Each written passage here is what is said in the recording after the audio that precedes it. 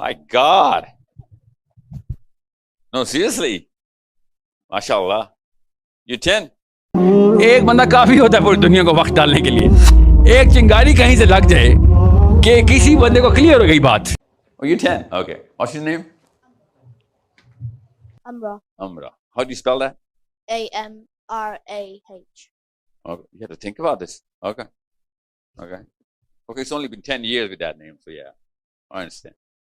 My question is that if we as Muslims we अगर हम एक दूसरे के गर्दन पे पाँव रख के and we She's 10. fight for our own selves, like as Muslims we fight with Muslims, then who will fight with the people who don't like who we are fighting against, like the Zionists?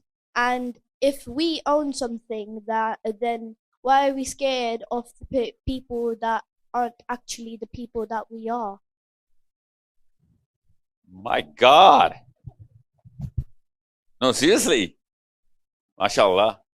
You're 10. That's your own question.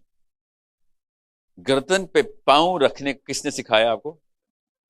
Who's teaching you this गर्दन पे पाँव रखना?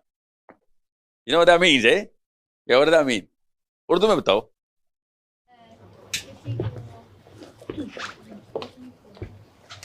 किसी को तकलीफ देना, like harm to harm. Listen, Amra. I'm going to talk to you a lot today, okay? Actually, I'm going to use you as my anchor. Okay, because if you can get what I'm saying, because that's why I came here. गर्दनों से पैर उठाना है मुसलमानों की. Okay? But it's more than that. Actually, you know, we're doing a lot more than just गर्दन पे पाँव रखना. Okay? But there's a reason why people do that, and you should understand that, so that कल मेरी गर्दन पे आपका पैर ना हो. No, you should understand that. You know, whoever's doing that is justifying his foot on somebody else's throat. He's justifying it. Okay? And if you ask him, why are you doing that, man? He'll be like, oh, I've got a list. You want me to start alphabetically or chronologically?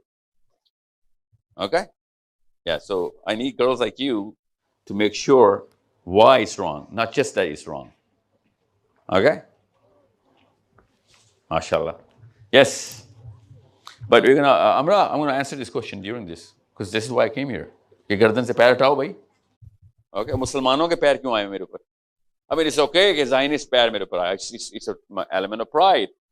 Because if I'm not doing something right, they're not gonna get, or whatever evil there is, it's not gonna get angry. We are supposed to piss off the shaitan. Okay, if you're not doing that, you're not a Muslim. Anyone who's going to come into Islam has to pay. I mean, Islam is the toughest philosophy to follow. What do you think most people don't follow it? It is the toughest. It requires actual money, literally money. Okay? Abu Darda said, when Prophet said this, when I'm going to say this, Prophet said this, and Abu Darda says, oh, Rasulullah, Allah is asking for money. Like literally, Allah is asking for money. And the Prophet said, yeah, Allah is asking for money. Okay? So you guys are going to go through a lot of what I'm going to talk about, okay? But I need your kids. Have babies, okay? With true identity of Islam. And I need you guys to stay in England, come into power, come into politics, make money, become the best English, citizen, but with the right mindset. Even England needs that. Because if you're not gaining competence and power, then you're hurting everybody who's dependent on you. Okay? I went to Australia before I came here, and I went to just about everywhere in Australia. And those guys were just you guys, first wave of migration. And they're going through a lot of problems. And not just in Australia, they were going through a lot of problems in Pakistan. That's why they went to Australia, right? And they're going to go through bigger problems in Australia. It's called a retreat. Most of the immigration goes through that sort of a dissonance. Or आपकी बीवियां और आपके बच्चे, or sometimes your husbands are like crying, let's go back. Okay? And then you will have a lot of problems. What did I do? Kya ho gaya hamare saath? And then, the new way of so much is going to go on, like LGBT in school. and so on, so many other things. That's going to make you rethink. Well, okay, that's the price. That's the price you better be willing to pay. That's what I'm saying. If you're not here consciously with the purpose, then you are going to go through more problems, and you're going to become a lot more problems for everyone else who's dependent on you. And you know who's dependent on you, by the way? You English Muslims. Rest of the planetary Muslims are dependent on you. Because most of you guys do not realize how important it is for being a Muslim in England. All the Pakistanis are dependent on your performance. So we need you to perform really well, like better than any other Muslim in America or Canada.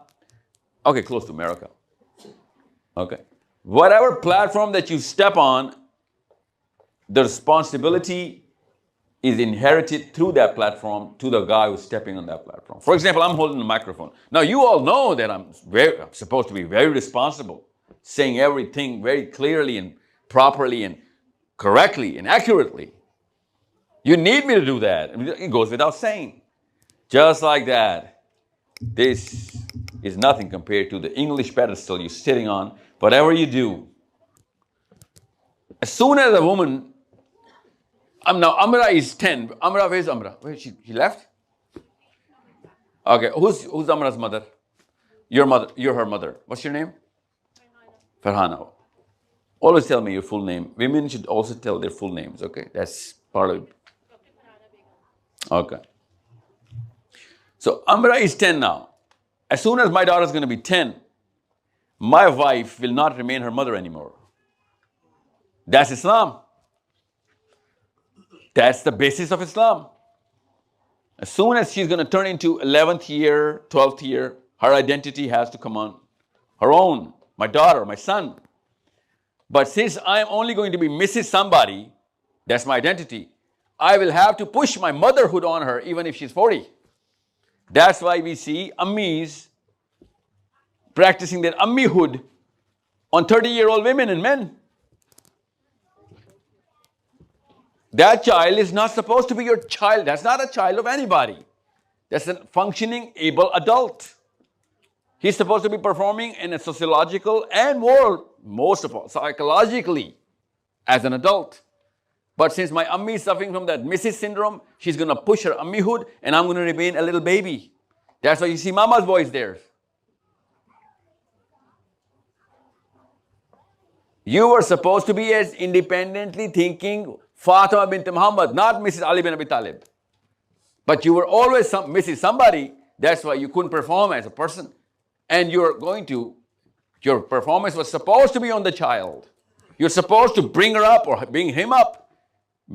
रगड़ा नहीं उस बच्चे को 12वें 13वें साल में तो he should, by the way, give him back to the father. 8वें 9वें साल के बाद तो अल्लाह ने कहा कि बच्चे बाप की मिल्कियत हैं अब.